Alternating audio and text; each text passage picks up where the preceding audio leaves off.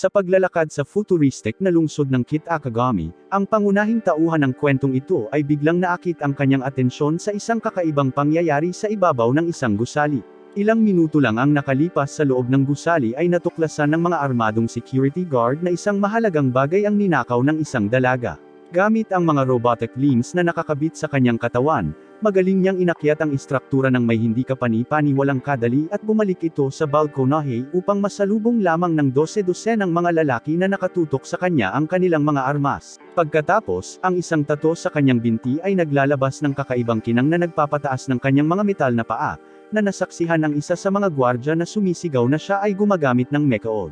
Ang bilis at lakas ng makina ay hindi totoo, ngunit ang pangkat ng seguridad ay may mga anti-mechaod na armas at nagawang i-immobilize siya. Sa sandaling iyon, isang lalaki na may sariling mekanikal na paang nagpakita upang kunin ang ninakaw na bagay.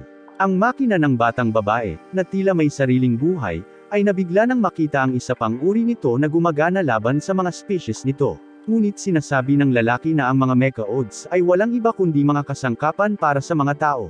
Pagkatapos ay hinayla niya pabalik ang item gamit ang kanyang talam na kadena, ngunit ang babae ay nagutos ng mga sini at deck upang lamunin ang kaaway. Ang kanyang mga metal na paa ay kumawala mula sa kanilang pagpigil at sumugod sa kanya, na nag-aapoy sa isang matinding labanan.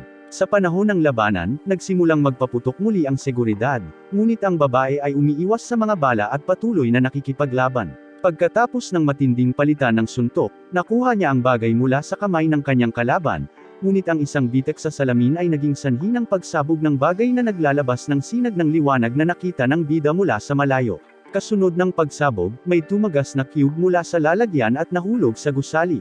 Kinabukasan, nagising si Hikaru Amasuga sa isang boses sa kanyang ulo na nagtatanong kasabay nito. Ang kanyang alarm clock ay tumunog, na tinatapos ang trabaho nito. Makalipas ang ilang sandali, umalis si Hikaru ng bahay dala ang kanyang bag. Sa paligid ng mga advertisement at drone ng lungsod mula sa linya ng Kagami Corporation, bawat sulok habang sumasakay si Hikaru sa isang masikip na subway, iniisip pa rin kung ano ang nangyari noong nakaraang araw. Habang nagsasaliksik, nakahanap siya ng isang artikulo sa gawain sa buhay ni Nayahito Kagami. Sa mga komento, may nagbanggit na walang kabuluhan para sa mga regular na tao na subukan. Sa sandaling iyon, isang lalaki ang nakatulog sa balikat ni Hikaru, na nag-ambala sa kanyang pagbabasa. Nakatayo sa subway, isang buntis na babae ang nakakuha ng kanyang atensyon, at dalawang nakatatandang babae ang malamang na nagchichismisan tungkol sa kawalan ng ugali ng binata. Ngunit si Hikaru ay nakulong lamang ng inaantok na pasahero. Pagbalik sa kanyang telepono, nakita niya ang isang ad para sa Kitagami Prep School, na nagpapawis sa kanya dahil sa kaba. Habang nananatiling frozen si Hikaru, binigay ng natutulog na lalaki ang kanyang upuan sa buntis. Sa totoo lang, naaalala ni Hikaru na may nakalimutan siya at kailangan niyang bumaba, ngunit nilapitan siya ng 3 eskwela sa subway upang makipag-chat habang papunta sa paaralan. Sa kanilang pag-uusap, may nagbanggit ng pagtanggap ng sports ball, at sinabi ni Tagawa na pagdating sa baseball, si Yakumo Kagami ang pinakamalaking celebrity sa Kitagami, ngunit ngayon ay magiging panahon na ng halimaw na si Kasuke Tagawa. Ang prep school ad ay may slogan, kumuha ng isang hakbang pasulong, sakupin ang iyong hinaharap. Ngunit sa tingin ni Tagawa, ang mga regular na tulad nila ay nahihirapan ng eksakto dahil hindi nila kayang gawin ang hakbang na yon. Tinanong niya ang opinyon ni Hikaru tungkol sa bagay na ito, ngunit nag-zone out si Hikaru sa kanyang telepono at walang narinig. Samantala, nalaman ng batang babae na may mechaud mula sa kanyang mekanikal na braso na ang kubo ay dapat nasa malapit. Matapos alisin ang tingin sa kanyang telepono, ikinwento ni Hikaru ang nangyari noong nakaraang araw. Ayon sa kanya, pagkatapos mag-isip, may narinig siyang boses, dumungaw siya sa bintana, at nakita niya ang paligid ng Kagami Building na kumikinang sa kakaibang paraan. Nang umakyat siya sa isang mataas na lugar para sa mas magandang tanawin, sumabog ang gusali at ni-record niya ito.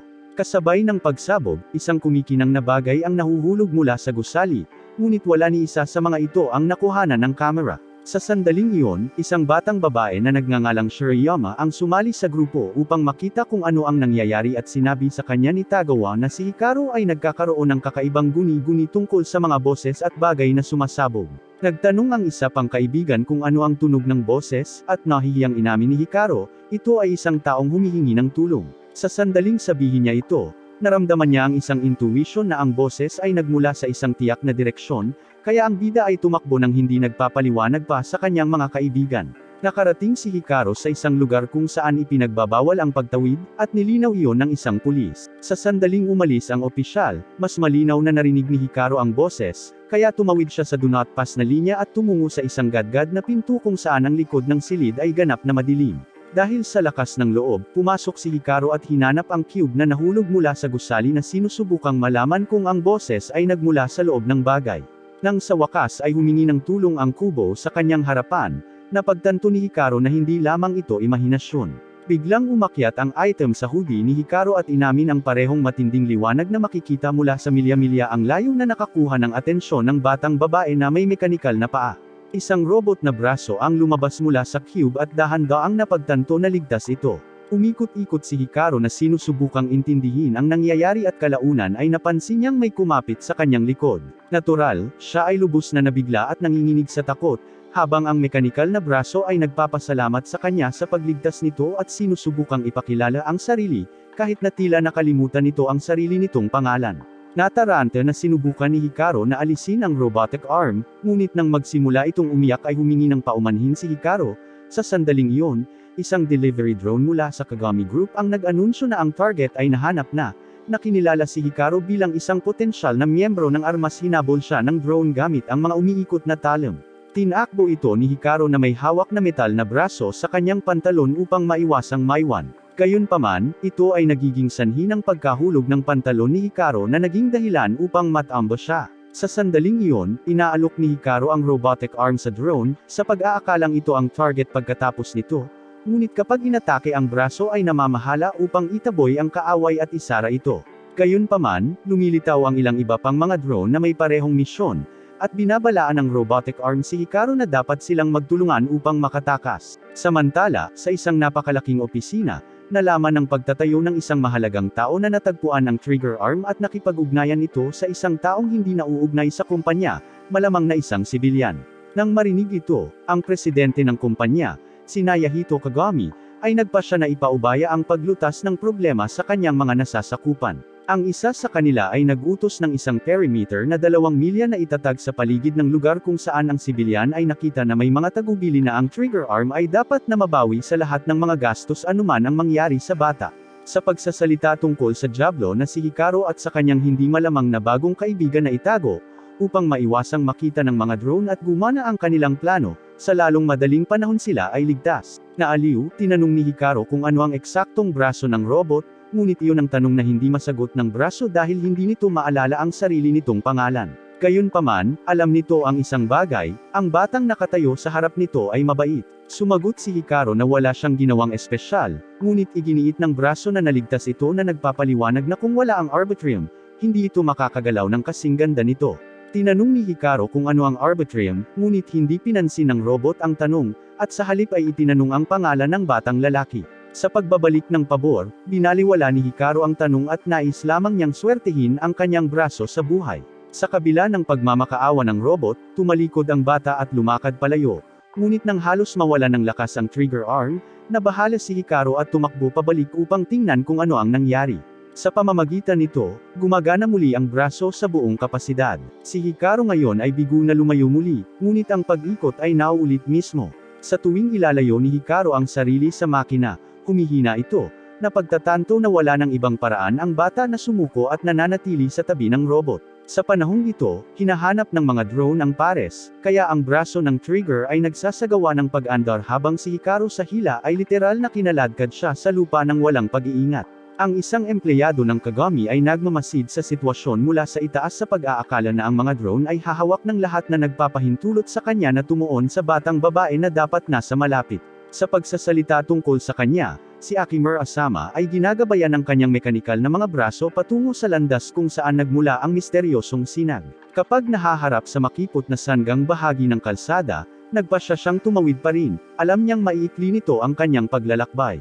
Bumalik sa Hikaru, na-control niya ang sprint, nakatakas sa sarili niyang mga paa, ngunit ang kanyang pagkahapo ay hindi mas mahusay kaysa sa pagkaladkad. Iyon ay nang maabutin siya ni Aki at pinangunahan ang pagdadala ng mga sini at deck pabalik sa laban. Sa madaling paraan, sinira ng mga makina ang lahat ng drone ng kaaway at ang babae ay lumingon sa trigger arm na tinawag itong Alma at binabalaan ito na huwag kumilos maliban kung gusto nitong mamatay. Iginiit ng isa sa mga braso ni Aki na kailangan muna niyang ipangako na protektahan sila, ngunit ang kabilang braso ay nangangatuwiran na hindi na ito mahalaga. Pagkatapos ay muling lumitaw ang misteryosong empleyado ng Kagami na sabik na ayusin ang puntos para sa ginawa sa kanya ni Aki noong nakaraang gabi. Sumagot si Aki na wala siyang kinalaman sa lalaki habang tinatangka ni Hikaru at Alma na tumakas sa makipot na landas. Ang babae ay gumagalaw upang ituloy ang duo, ngunit ang kaaway ay gumanti at pinipigilan siyang umalis. Sa gitna ng kaguluhan, tumawid si Hikaru sa tinidor at umiiwas sa mas maraming drone. Galit na galit si Aki sa panghihimasok ng kanyang karibal, habang ang protagonist ay nagsimulang mawala ng katahimikan sa gitna nitong ligaw at bigla ang pagliko ng mga pangyayari sa kanyang buhay. Kahit na kaya niyang tumakbo, inaabot siya ng pagod. Nang makita ito, inalok ni Alma na manatili sa likuran at sinabing si Kagami ang humahabol sa kanya, hindi ang bata, at kung may isang bagay na ayaw ni Alma ay ang mabait na batang ito na masakta ng walang dahilan. Sa sandaling iyon, nahanap ni Aki ang pares matapos talunin ng empleyado ng Kagami na libre na ngayong tuparin ang kanyang misyon. Nangako si Alma na susundin niya ang babae kung hahayaan niyang umalis ang lalaki, ngunit natatandaan ni Hikaru ang pagbabasa ng isang ulat na nagsasabing ang mga ordinaryong tao ay hindi man lang nagkakaroon ng pagkakataon, at kaya nagpasya siyang huwag iwanang mag-isa ang mekanikal na braso sa gulo na ito. Nang makitang lalabanan ni Hikaru si Aki, wala siyang ibang magagawa kundi ang gumamit ng puwersa para ihanda ang kanyang mechayud para sa labanan. Habang nangyayari ito, hiningi ni Alma ang tiwala ni Hikaru at hinimok siya na gumawa ng isang hakbang pasulong na nagsasabing sa pamamagitan lamang ng pagtutulungan magkakaroon sila ng pagkakataon. Nang marinig ito, naalala ng bata ang mga patalastas para sa prep school ni Kagami, palaging sinusubukang kumbansihin ang mga tao na madali ang buhay na pumupuno sa kanya ng matinding galit na nagtutulak sa kanya na maningil sa kalaban. Sa sandaling iyon, isinaaktibo ni Alma ang mekanismo nito na nagpaparami sa laki at lakas. Gamit ang isang malakas na suntok, hinampas nito si Aki sa lupa.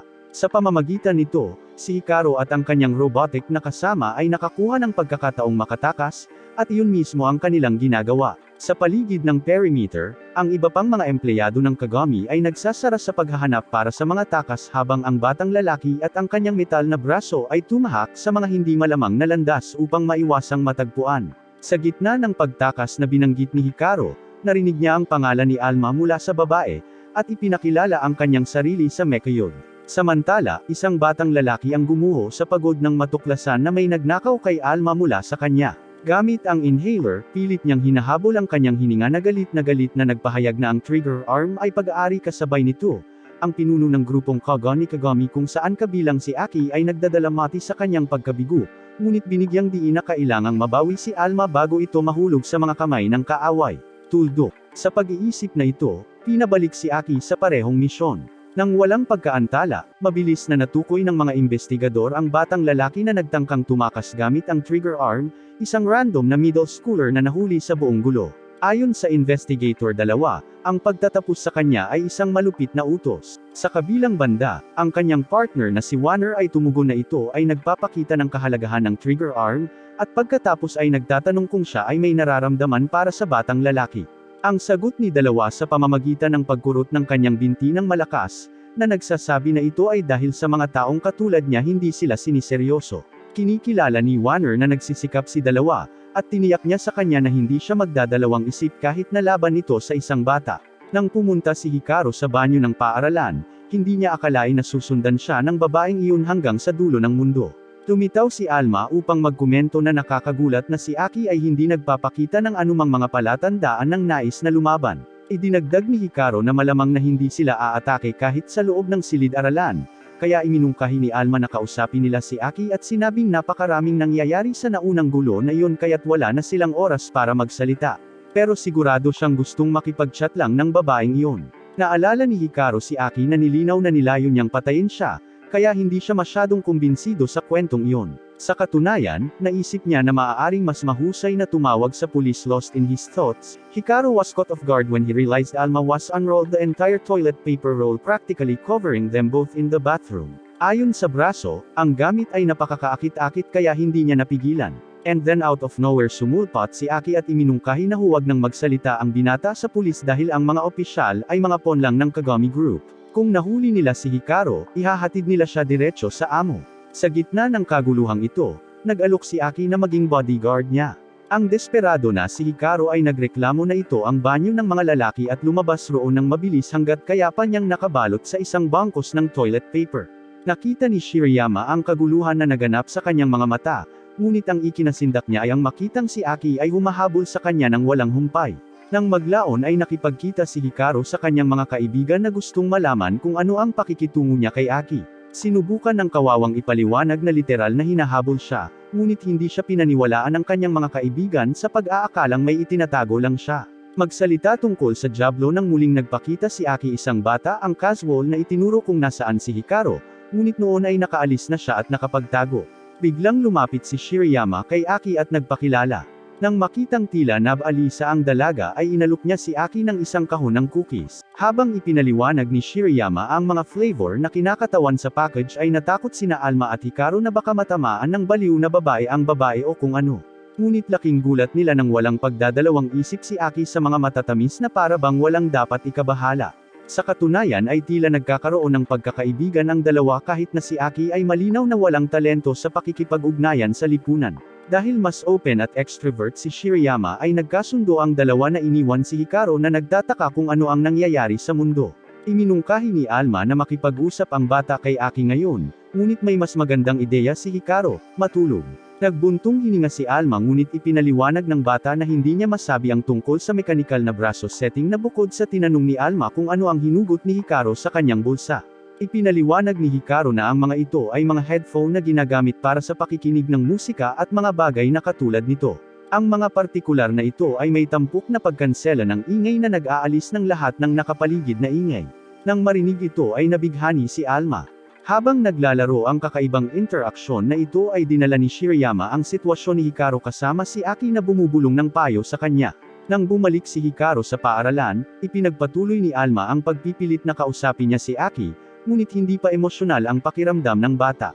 Hinabol siya ni Shirayama at inabot ang isang note mula kay Aki kung saan hiniling ng kakaibang babae na makipagkita sa kanya sa art room ng old school building pagkatapos ng klase. Pinagalitan ni Shirayama ang kanyang kaibigan na sinasabing buong araw siyang hinahanap ni Aki ngunit hindi niya ito makita na iniwan si Hikaru na walang imak sa gitna ng nakakabaliw na sitwasyong ito. Sa pag-aakalang nahihiya lang siyang makipagkilala sa mga bagong tao o kung ano ang kinaladkad ng babae si Hikaru sa lugar ng pagpupulong, kung saan sinabihan siya ni Aki na tanggapin ang pagmamahal ng babaeng iyon ng buong puso. Pagkatapos ay humarap si Hikaru sa kanya sa loob ng silid at naisip na ginamit ng mechod wielder si Shirayama para makuha ang gusto niya. Gayunpaman, nilinaw ni Aki na si Meru mismo ang nagplano ng lahat ng ito. Nang marinig ni Aki ang paggamit ng pangalan ni Shirayama ay nawalan ng malay si Hikaru dahil literal silang nagkita noong araw na iyon. Isinantabi yon ay gusto niyang malaman kung ano ang gusto ng lokong babae na ito. Ipinaliwanag ni Aki na siya ay miyembro ng ARMS at naatasang protektahan ang Trigger Arm. Ang una niyang misyon ay ibalik ito sa HQ ngunit dahil nakagapos si Hikaru sa braso wala silang ibang pagpipilian kundi isama rin ang tao. Inamin ni Alma na mas gusto niyang malaman ang sarili niya dahil wala na siyang ideya kung sino siya kaya tinanggap ni Hikaru ang mga kondisyon, lalo na't nanghihina si Alma sa tuwing magkakahiwalay sila. Sinubukan ni Aki na alamin kung bakit nangyayari ang lahat ng ito at nababalisa sa buong sitwasyon sinubukan ni Hikaru na kunin ang kanyang atensyon. Sinabihan siya ng isa sa mga ARMS na tumahimik dahil nakakatakot si Aki sa pag-iisip ng mahihirap na bagay. Sa wakas, ipinahayag niya na kailangan nilang suriin ang robotic arm sa lalong madaling panahon at walang pagpipilian si Hikaru sa bagay na iyon. Kaya't tinanong ni Hikaru kung maaari bang maging malaki muli si Alma tulad ng ginawa niya kanina para palayasin ang mga banta. Ginawa ng mechod ang hinihiling na inilabas ang lahat ng kanyang kapangyarihan. Kumanga si Aki sa ipinakita ngunit nang mawalan ng lakas ang braso, sa ilang segundo lang ay hinawakan ni Hikaru ang braso at nagbolt bago magkamali. Tulad ng pagrereklamo ni Alma na hindi maaaring tumakbo ang tao sa pasilyo ay hinahabol ni Aki ang dalawa ng buong galit.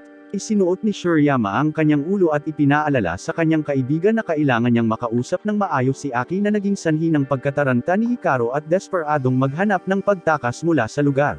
Samantala, sinusubukan ni Tuz na subaybayan ang kanyang target sa loob ng lumang paaralan habang ipinaalam sa kanya ni Warner na may estudyanteng nagbabantay sa pasukan kaya hindi siya makalapit. Natagpuan ni Hikaru ang kanyang sarili na nakulong sa loob at napagtanto na ang kanyang huling pagkakataon na makatakas ay sa pamamagitan ng pag-akyat sa hagdan. Ang isa sa mga arms ni Aki ay nagdidirekta sa kanya sa pagtakas ng apoy habang ang isa ay nagmumungkahi ng kabaligtaran na direksyon ng walang lohikal na dahilan. Sa kabila nito ay pinili niyang bumaba. Maya-maya ay may butas na nagsimulang bumukas sa kisame ng sahig kung saan naroon si Hikaru. Sa oras na napagtanto niyang nasa ilalim na siya ng kontrol ni Aki Marisama, inamin niya na hindi niya naintindihan kung bakit hindi siya pinatapos ng batang lalaki noong siya ay walang pagtatanggol ngunit wala itong ideya kung ano ang sinasabi nito. Anuman ang hinihingi niyang malaman kung ano ang intensyon ni Hikaru kay Alma kahit na sinusubukan ng sariling braso na ipaliwanag na walang masamang hangarin ang bata. Sa kabila nito ay inutusan ni Aki ang dalawa na patunayan ang pagkakabuklad na kanilang pinagsasaluhan at nagsimulang maglabas muli ang kanyang braso ng kapangyarihan nito ngunit hindi nagtagal ay nanghina. Sa harap nito, ipinahayag ni Aki na sinasaktan lamang ni Hikaru ang trigger arm kaya kailangan niyang alisin ang bata. Sumabog si Shirayama sa maling interpretasyon ng sitwasyon at agad na tumakbo sa pag-aakalang naaabala niya ang ilang uri ng romantikong sandali sa pagitan ng dalawa. Sinamantala ni Warner ang pagkakataon ng bukas na pinto para makapasok sa lumang paaralan at sundan si Hikaru. Napansin ni Hikaru na ang kakaibang lalaki ay nakasuot ng uniforme ng Kagami Group habang si Warner ay nagpahayag ng kanyang mecha ode upang maalis ang host ni Alma. Gamit ang isang sonic shot na nakakabigla sa target nito, binuksan ng especially iya ang pinto ng ganap na nagbibigay sa dalawa na handa na may long-range rifle ng isang malinaw na linya ng paningin upang mailabas ang estudyante. Halos hindi na makatakas si Hikaru at nagsimulang tumakbo muli habang patuloy ang pagbaril sa kanya ng especially iya. Ipinagpatuloy ni Warner ang paghabol hanggang sa muling natulala ang bata sa dulo ng hallway. Kinandado ng sniper ang kanyang target at nagpaputok ng isa pang putok, ngunit pumasok si Aki upang protektahan ang inosenteng estudyante gamit ang kanyang metal na braso. Kasabay nito ay nagulat siya pabalik sa kanyang base na nagsasabing nakakita siya ng dalawang nakakadena na mecha ode ngunit tila hindi sila uri ng ode. Nang mapansin ang presensya ni Warner, ipinapalagay ng miyembro ng armas na siya ay isang alipors mula sa departamento ng pagpapalawak ng Akagami Group 3. Tinanong ni Alma kung ano ang nakakadena na mecha ode at ipinaliwanag ng isa sa mga braso ni Aki na ang kadena ay isang aparato na nagnanakaw ng kamalayan ng mga robot na ginagawa silang mga alipin. Dahil doon ay sinabihan ni Aki si Hikaru na magtago kasama si Alma habang hinahawakan niya ang sitwasyon. Habang umaatras si Hikaru, binato ni Warner ang mga makinang natalam sa kanyang kaaway. Malayo sa aksyon si Hikaru ay pagod na sa pagtakbo mula sa mga kakaibang tao ngunit patuloy pa rin siya. Sa kabilang banda, hindi naniniwala si Alma na dapat silang tumakas at magrebelde laban sa desisyong ito na tumatangging iwan si Aki at ang mga mecha ode.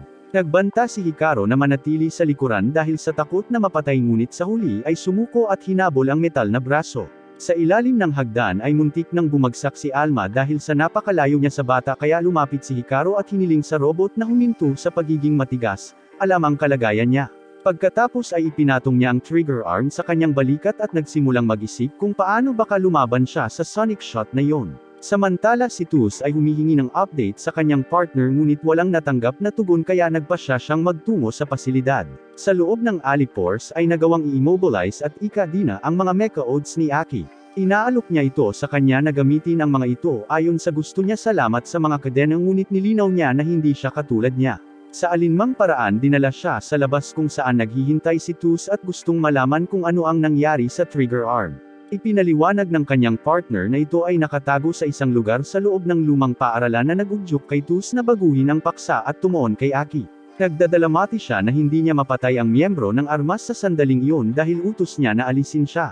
Sa kabutihang palad para sa mga Kagami thugs nagpakita si Hikaru na dala ang pangunahing target ng organisasyon. Sa kabila ng kumpiyansa ng mga kontrabida, tiniyak ni Hikaru sa kanila na hindi ito magiging kasing dali ng huling pagkakataon. Ang pagwawalang bahala nitong si Warner ay muling nagpaputok ng sonic ngunit sa pagkakataong ito ay nakahanda na ang bata na nakasuot ng noise-canceling headphones. Nang makatakas sa pag-atake ng hindi nasaktan, inihagis ng bata ang kanyang metal na braso kay Aki dahil ang kanyang mga mecha ode ay kailangang palayain mula sa mga tanikala. Ang problema ay palaging kailangang manatiling malapit si Hikaru sa braso upang maiwasan itong hindi gumana kaya tumalon siya patungo kay Alma ngunit natamaan ng rifle ni Tuz na nawawala ang isang bahagi ng kanyang headphone sa proseso. Kahit na ang plano ay gumagana at si Aki ay napalaya. Walang pag-aalinlangan na ginamit niya si Tuz bilang isang kalasag laban sa sonic shot at lunges kay Warner. Sa kanyang proteksyon sa paghawak, nagawang isara ni Aki ang distansya kasama ang miyembro ng Kagami at gumawa ng isang malakas na suntok. Dahil kinuha ni Tuz ang Sonic Blast ay inalis din niya. Sa wakas ang buong laban ay nagiging sanhi ng pagbagsak ng istruktura ng lumang paaralan. Nakatakas si Tuz ngunit naiwan si Wanner. Dumating ang iba pang miyembro ng ARMS sa sandaling iyon at pinapuna si Aki Mirisama para sa gulo na naidulot niya pagkatapos ay nagtanong tungkol kay Alma. Samantala, nagpa siya ang mga security personnel mula sa isang pasilidad na makipag-ugnayan kay White Raven dahil may nagnakaw ng artificial na mecha-od na Ouroboros na lubhang mapanganib. Bumalik sa Hikaru, dinala siya sa punong tanggapan ng ARMS, isang organisasyon na lumalaban sa grupong Akagami at binuo para palayain ang mga mecha-ods. Ipinakilala ng pinuno ng organisasyon ang kanyang sarili bilang legislator at sinabi na ang pangalan ng kanyang mecha-od ay Feast. Tinawag ni Feast si Alma na maliit na kapatid at tiniyak sa kanya na malapit na niyang maalala kung sino siya. Gayunpaman, sa kabila ng pangangailangan ng tulong ni Alma ay nilinaw nila na hindi nila kailangan si Hikaru. Samantala, naglalakad sa mga lansangan ang isang binata mula sa ARMS habang may kausap sa pamamagitan ng device. Binanggit ng taong iyon na nagawang ibalik ng isang middle school boy si Alma. Inamin ng miyembro ng ARMS na wala siyang narinig na panlilibak na ginawa gamit ang isang sweatshirt tulad ng pagharap sa kanya ng batang Ouroboros. Ang paglipat pabalik kay Hikaru ay ginagamit siya bilang pabigat para sa araw-araw na push-up ni Alma habang ipinagtatapat kay Aki na iniistorbo siya noong sinabi nilang wala siyang silbi sa grupo ng paglaban.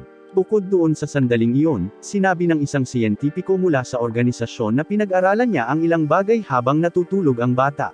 Pagkatapos ay ipinakita ng scientist sa isang screen ang Arbitrium na kasalukuyang taglay ni Hikaru, isang kapangyarihang nabuo ng isip ng tao na nagbibigay lakas sa mecha-od. Sa kasamaang palad, si Hikaru ay may mas kaunting Arbitrium kaysa sa kung ano ang kinakailangan upang maging isang carrier ng ganitong uri ng robot na nangangahulugang hindi siya ipinanganak para dito. Inisip ng mga tao sa paligid na si Kyun na scientist ay masyadong malupit sa kanya kahit na ang bata ay talagang may halos negatibong halaga ng Arbitrium na nagpapasama sa kanya kaysa sa isang ordinaryong tao. Kaya naman nilinaw ni Kyun na si Hikaru ay pansamantalang host lamang ni Alma at walang anumang kapangyarihan, ngunit ang Trigger Arm mismo ang pumasok upang ipagtanggol ang batang nagdala sa kanya doon ng buong tapang na nagsasabi na magagawa ni Hikaru ang anumang bagay kung susubukan niya at siya ay isang mabait na tao na laging tumutulong sa mga nangangailangan. Tutal kung hindi dahil sa batang wala si Alma ngayon. Gayunpaman, iginiit ni Kyun na hindi nagsisinungaling ang mga numero at sa gayon ay walang hinaharap si Hikaru dito. Sumagot si Aki na imposibleng matiyak yun dahil ipinakita ni Hikaru na may kapangyarihan siyang kumuha ng lakas mula sa Trigger Arm, kaya naman nag-alok siyang sanayin ang baguhan. Sa pagninilay-nilay dito, tinanong ni Hikaru kung kailangan ba talaga yon dahil wala siyang masyadong ginagawa sa pagsasanay bukod sa paghihintay kay Alma. Pagkatapos ay ipinaliwanag ni Aki na ang Arbitrium ay isang bagay ng espiritu at na ang bata ay dapat manatiling motibasyon dahil ito ang nagsabi na gusto niyang tulungan ang braso ng robot. Sa gitna nito ay nakatanggap si Aki ng isang tawag mula sa mga bisig at ipinatawag ang kanyang estudyante na sumama. Pagdating doon ay nalaman nila na may mga pangyayaring nagaganap kung saan ang mga magnanakaw ay nagnanakaw ng mga mecha-youths mula sa kanilang mga carrier sa ikatlong pagnanakaw ng linggong nangyari. Matapos maipasa ang impormasyong ito ay nag-isip si Aki na maaaring ito ay isang bagong grupo ng ahente ng Kagami, kaya kailangan nilang kumilos ng mabilis upang mabawi ang mga ninakaw na armas ng metal bago maging huli ang lahat. Naguguluhan si Alma sa pagkaapurahan kaya ipinaliwanag ng isa sa mga braso ni Aki na kung ang isang mecha-youth ay sapilitang tinanggal mula sa isang tao, ang robot ay mamamatay sa loob ng ilang araw dahil ang Arbitrium ay nagsisimulang tumulo mula sa There's Point. Kahit na hindi nila alam ang lahat tungkol sa Arbitrium ay binanggit ni Feast na ito ay gumaganap ng isang mahalagang papel sa mga biological function ng tao.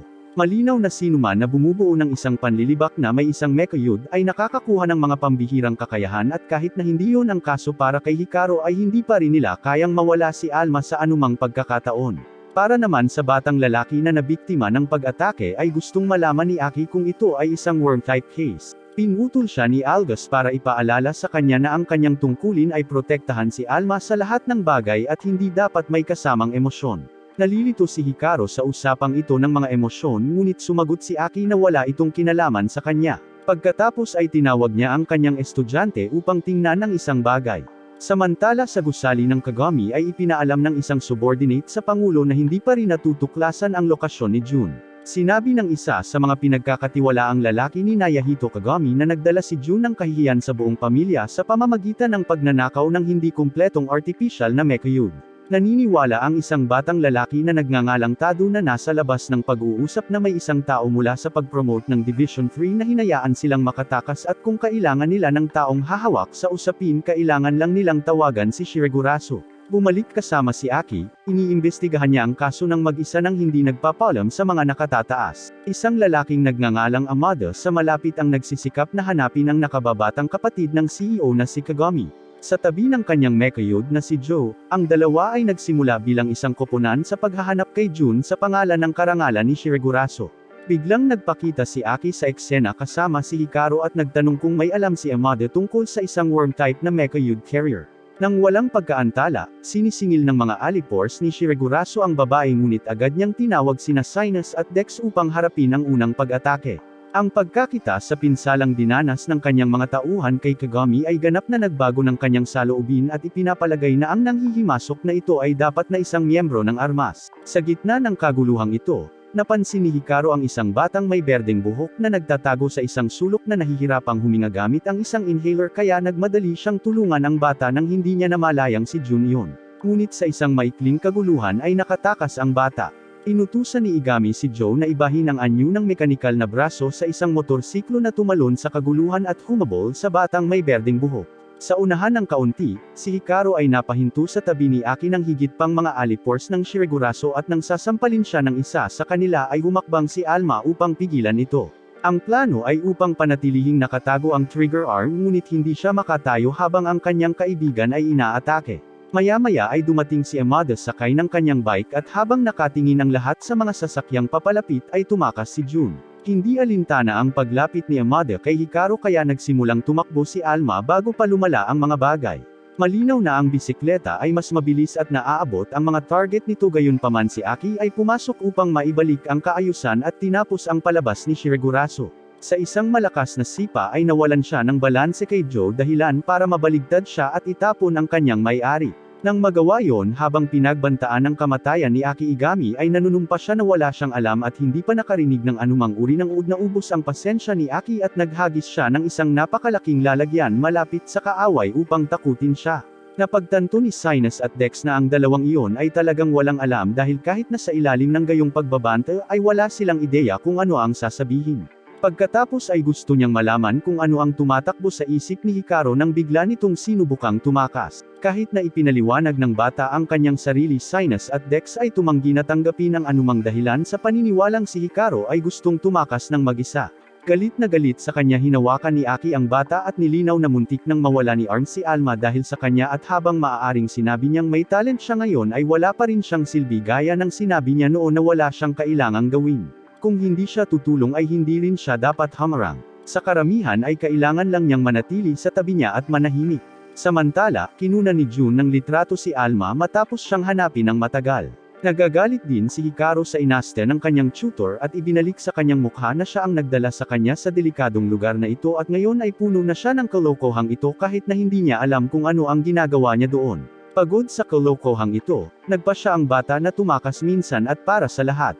Ipinagdiwang ng bata ang katotohanan na nagtalo ang dalawa sa pag-aakalang nailigtas siya nito sa problema sa pakikitungo sa babae ngunit humakbang si Aki sa harap niya upang lutasin ang sitwasyon. Ang batang lalaki pagkatapos ay summons ng isang kapangyarihan at ipinapakita na siya ay isang uri ng uod na iniiwan ang kanyang kalaban na masindak sa kanyang napakalawak na kapangyarihan. Sa ibang lugar si Hikaru ay umiiyak habang si Alma ay patuloy na hinihimok siyang bumalik. Biglang tumunog ang phone niya at galing iyon sa number ni Aki pero ang batang berde ang buhok talaga ang nang hostage sa kanya. Kapalit ng miyembro ng ARMS ay hinihingi ng bata ang metsayud ni Hikaru at nag-ayuno dahil naagon nila ang metsayud mula sa babae at alam ng lahat na malapit na siyang mamatay kung hindi sila agad kumilos. Pagkatapos ay ibibigay ang isang meeting point kay Hikaru. Sa gitna ng lahat ng ito ay nakikipag-ugnayan sa kanya si Elge na nagsasabi sa kanya na huwag umalis hanggat hindi dumating ang bodyguard. Muli ay narinig ni Hikaru na wala siyang kakayahang gumawa ng anumang bagay na makapagpapalungkot sa kanya. Gayunpaman, sinisikap ni Alma na pasiglahin ang espiritu ng bata sa pamamagitan ng pagpapaalala sa kanya kung gaano siya naging kahalaga. Sa kabilang banda, naniniwala si Hikaru na ang metal na braso ang dahilan kung bakit nakakaramdam siya ng anumang lakas ng loob na gawin ang anumang bagay at hindi ito kailanman isang inisyatibo ng kanyang sarili. Dahil doon ay nagpasya siyang tumungo kay June laban sa utos ni Elge. Doon lang niya napagtanto na ang kaharap niyang bata ay siya rin ang sinubukan niyang tulungan kanina. Tiniyak ni Alma sa kanya na babalikan nila sina Sinus at Dex, ngunit gaya ng nabanggit na niya ay wala nang pakialam ang bata sa mga lumang makinang iyon. Si Alma lang ang interesado niya dahil ang sinumang may hawak ng trigger arm ay magkakaroon ng walang kap-ares na lakas. Ang hindi gustong umatras ay hindi umiiwas si Hikaru sa sitwasyon at sinisingil siya ng pinakabatang Akagami ng lahat ng mayroon siya. Inaako ni Alma ang responsibilidad sa paggabay sa kanilang mga galaw at sa kanyang mga host, kaya nagtiwala si Hikaru sa kanyang kaibigan na umiwas ng tama. Ganun pa man ang kapangyarihan ng kalaban ay hindi sila makalapit kina Sinus at Dex. Higit pa rito, ang bata ay nakaramdam ng nerbiyos kung saan itinuturo ng protagonist kung paano hindi mababago ng mga mahihinang tao ang anuman sa sitwasyong tulad nito. Pero kung meron mang nakarinig na noon ay si Hikaru, kaya alam na alam ng bata kung ano ang pakiramdam na parang isang walang kwentang talunan. Alinmang paraan ay hindi siya sumuko at naniningil sa kanyang kalaban, at sa pagkakataong ito ay nagawa niyang makaputok ng suntok na pinalakas ng purong galit. Ang patamaan ay nagpagalit kay June hanggang sa punto kung saan hinampas niya ang kanyang karibal. Ngayon na ang buong larangan ng digmaan ay nakabalot sa kanyang kapangyarihan, ay inilagay niya ang parehong mga target sa ilalim ng kanyang kontrol at ipinagpatuloy ang pag-atake. Nagpaputok ng mga singil sa kuryente ang mga elemento ng mekayod ni June na direktang tumama kina Hikaru at Alma na halos nagtapos sa labanan. Sa wakas, binalot ng pinakabatang Akagami ang kanyang kalaban sa kanyang mga galami at nagpakawala ng panibagong singil sa pagkakataong ito na naglagay ng napakaraming kapangyarihan na kinailangan niyang gamitin ang kanyang inhaler para makahinga pagkatapos. Akala niya ay nanalo ang laban, ngunit si Alma ay naglalaro ng patay na naghihintay ng tamang pagkakataon para maka-counterattack ng may katumpakan. Gayunpaman, ang suntok ay hindi sapat upang talunin si June at nagsimulang magdusa si Alma mula sa distansya sa pagitan niya at ng kanyang host. Sa sandaling ito ay binabaha ni Hikaru ang mga alaala noong una niyang nakilala si Alma at lahat ng pinagdaanan nila para makarating sa puntong ito, kaya't itinulak niya ang kanyang sarili sa abot ng kanyang makakaya upang isara ang pagitan niya at ng kanyang mekayod. Sa matinding pagsusumikap na hawakan ng batang lalaki ang trigger arm, at ang pagpindot na ito ay naglalabas ng mapangwasak na pagsabog ng enerhiya, habang ang pagsasanib sa pagitan ng dalawa ay nagpapalakas sa kanila. Sa harap nito, ipinagpatuloy ni June ang kanyang pag-atake na may kumpiyansa tulad ng dati, ngunit sa pagkakataong ito ay iba na. Ang bawat isa sa kanyang mga pag-atake ay tinataboy ng trigger arm at ang may hawak nito. Pagkatapos ng matinding labanan ay hindi na nakayanan ni June ang mabangis na pagsalakay at gumawa siya ng isang suntok na napakalakas, kaya sumuko siya sa pressure at natalo. Gayunpaman, bago nila ipagdiwang si Tado, dumating sa eksena ang misteryosong batang lalaki mula sa pulong ng punong tanggapan ng Akagami. Inanunsyo niya na naroon lamang siya upang kunin ang kanyang Panginoon at hindi naghahanap ng away, ngunit nagpasya siyang kunin ang Sinus at Dex para sa kanyang sarili. Iginiit ni Hikaru na bawiin ang kanyang mga kaibigan, at dahil hindi siya binabayaran para dito ay ibinalik ng miyembro ng Akagami ang Mechaids nang walang gulo at umalis. Kinabukasan, nagising si Aki sa tabi ng kanyang mga metal na braso at pinuntahan si Hikaru na nagtatahi ng hood kung saan nananatili si Alma. Nahihiya siyang umamin na nasangkot siya dito dahil isang worm type na si Mekayod ang pumatay sa kanyang pamilya, ngunit hindi iyon ang berdeng buhok. Sa wakas ay nagpasalamat siya kay Hikaru sa pagligtas sa kanya at kinuha ang tahi mula sa kanyang mga kamay na nagsasabing hindi niya matiis kung gaano siya kabagal. Biglang dumating si Meru at nakita niya ang eksena at inaakala niyang may naaabala siya sa isang bagay na romantiko, ngunit walang pakialam si Aki at inagaw muli ang cookies na hawak ni Meru. Iniisip ni Alma na sa pagkakataong ito ang cookies ay para kay Hikaru at hinayla ang bata sa isang scuffle sa ibabaw ng matamis na iniwan ang kaawa-awang lalaki na nag-iisip kung ano ang nangyayari sa mga taong ito.